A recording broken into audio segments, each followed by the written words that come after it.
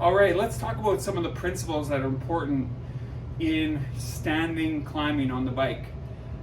Specifically, we're going to talk about moving from a seated position to a standing position and some of the technique cues that are important for that. And then also, after you sit back down, making a smooth transition back down. So when we're in our standing position, typically we'll stand for a couple different reasons. One is we might stand, for example, if we're just riding on the flats or even climbing, just to stretch out a little bit, just allow those hip flexors in the front to lengthen out, take a little pressure off the butt. That's one reason. The other reason is we might do it to accelerate. Standing on the bike creates more torque on the pedals, so you can produce more power, because now you're in a position where you can create a little bit more leverage in this standing position with your weight a little bit more forward, and that allows you to put more torque on the pedals. The downside to that position is it's more taxing. It requires more energy. So you definitely want to use it sparingly. All right, let's talk about transitioning from seated position to standing. So as you can see, I'm on a road style bike here. So there's typically two positions on my hands. I'd either be on the hoods here, I might be on the top of the handlebars, or down in the drops. Those are different positions that I might be in. Now, when I'm transitioning to standing, the gearing is important. So you don't want to use the same gearing that you're using seated when you transition to standing. Reason is because of that more torque you're going to put on the pedals, that can cause you to spin at a really high cadence and burn out your legs. So typically what you want to do is shift up a gear or two, more difficult, before you stand up. That's important, before you stand up. You don't want to do it when you're standing, because then you'll actually lose power as the chain shifts, and because you're standing and putting that extra torque on the chain, your chain can actually skip and fall off. So you don't want that to happen. So first thing, again, best climbing position typically is on the hoods. You can be in the drops too, either or, but typically most people climb on the hoods. You'll shift up a couple, so a little more difficult, and then you'll transition up. Now you'll see I came forward slightly in this position with my weight being slightly forward and still balanced over the bike. I'm focusing on kicking my feet over the top as my foot comes over the top of the pedal stroke, and then pulling my foot through the bottom of the pedal stroke. Now you'll notice my upper body is fairly still. I'm not rocking back and forth using excess energy.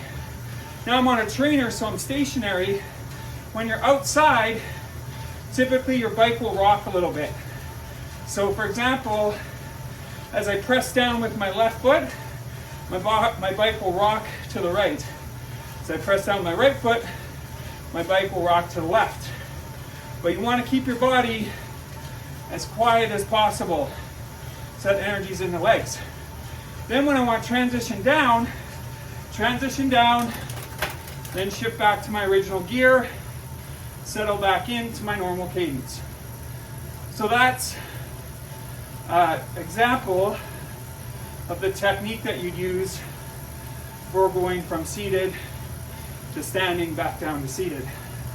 Same thing, if I'm in my drops, again I'll make the shift up, slightly harder gear, stand, come forward slightly, my butt is just hovering over the front of the saddle, and then kicking my feet over the top, pulling through the bottom, upper body quiet so I'm not excessively rocking, eyes are forward.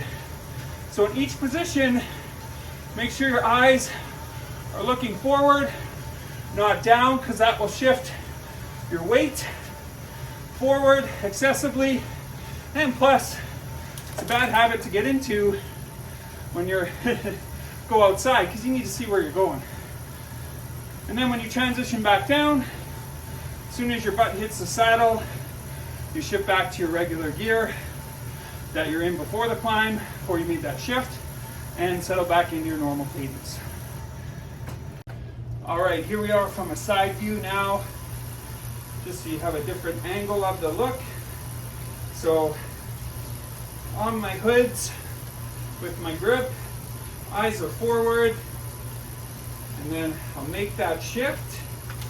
And then I want to time the standing portion just as my strong leg, so in this case my right leg, is just coming over the top. That's a perfect time to transition into that standing position.